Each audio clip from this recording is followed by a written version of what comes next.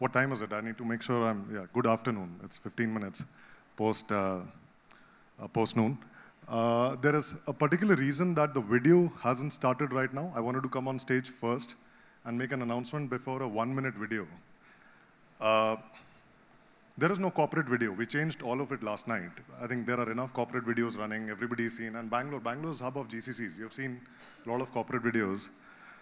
The initial part, 15-20 seconds of what you see in the next 1-minute video, is a video that if you have seen, then you're active socially on the AI channel. If you have not seen, then you really need to check that out on what AI and where is Sora going and all that, as to what's happening in the industry. The lateral part of it is actually one of these booklets. A lot of these booklets that are there are a couple of these brochures kept over here on StatusNeo. More often than not, be it here, be it Bay Area, be it London, Dubai, whichever part of, where StatusNeo operates, if there is a conference, people come there for 2 reasons. Learn something new, I would say 25-30% of what new means, but to network and also to look at, hey, who's that next guy on stage? And how do I go there? And what is the charter looking like? So largely the brochures that are kept literally answer to, what is a journey and a differentiation of a CIO versus CTO to a CDO versus what does a typical CXO look for in AI? My keen request, don't focus more on the slides, but the speed of the slides and the background music that is playing for this next 1 minute of the video. And then we take it up from there. So can you play it now? I'll just be on standby. Thanks.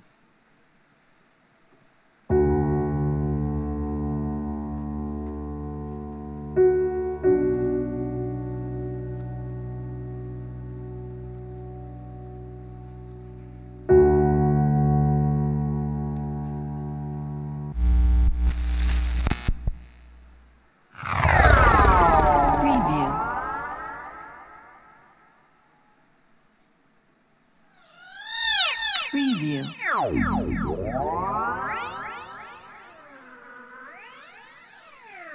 Preview. Preview.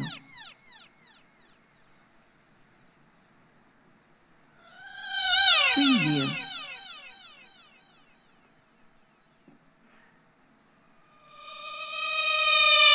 Preview.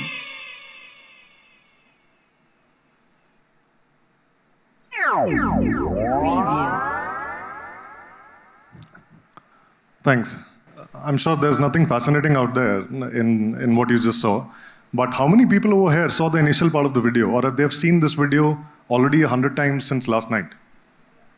Can people raise hand who have seen the initial part of that video? I'll just keep it a bit interactive through the, I know this is like, I'm sitting between lunch and tea. The initial part of the video came out of Sora, which was announced yesterday. Actually, not even yesterday from the time it was announced, if you look at ARR. AI and Gen AI is changing or at least evolving faster than what most of us would think, and the power of it. And when people say it is, what does it do to the jobs or what does it do to innovation? I think it's only optimizing what all of us do. And optimization, yes, sometimes comes with, optimizing the headcount, but most importantly, optimizing your work output, your productivity. And everybody out here, if you're not checking out Sora, you're not even thinking of what videos could done or what has it made an impact. So please do that. Second part of the video, did you notice the speed of the slides and the content on the slides? It's called noise. I can tell you nobody followed it, or at least even if you tried to, I can assure you nobody could have read all of it. And the background noise, how many people followed the background noise, if that's the right way to ask? Can people raise hands? How was it? Okay. So if you go to Google and you say, give me the worst hallucination noise, is what you'll get out of here. Because I think if you're in an AI conference, what we are discussing is what is hallucination, what is noise, and all of that comes with it. If we stick to the basics, reality is, yes, we are living in an age of Gen AI, which existed before the term came. Most of the GCCs and larger leadership here across businesses are using AI for a very long time. The important part is, what is the business impact that we are making out of it? At StatusNeo, which is we are a distinguished business consulting firm. When we say business consulting, because we sit between the McKinseys of the world and the Accentures of the world, driving innovation at scale for product engineering across some 6-7 countries now. What we do is make that impact, which I'll also close on with the right note. Quick question before that. How many people in the room would say that they are creators of AI versus consumers of AI? So how many creators of AI are there in the room? I can raise hand. Okay, a couple of hands there. Any other? I won't ask any other further question, I promise, for people who raise the hands for creation. So are there any other creators or let's say this way, would-be creators of AI? Or passionate, willing creators of AI? How many are consumers of AI? So when people know that are they consumers of AI or creators of AI, at least half of the job is done. And the same for the last 2 decades has applied to all of us, especially in India and other engineering firms, to know whether we are creators or consumers in what we do. And how does that impact, or how does it impact anything of what we do?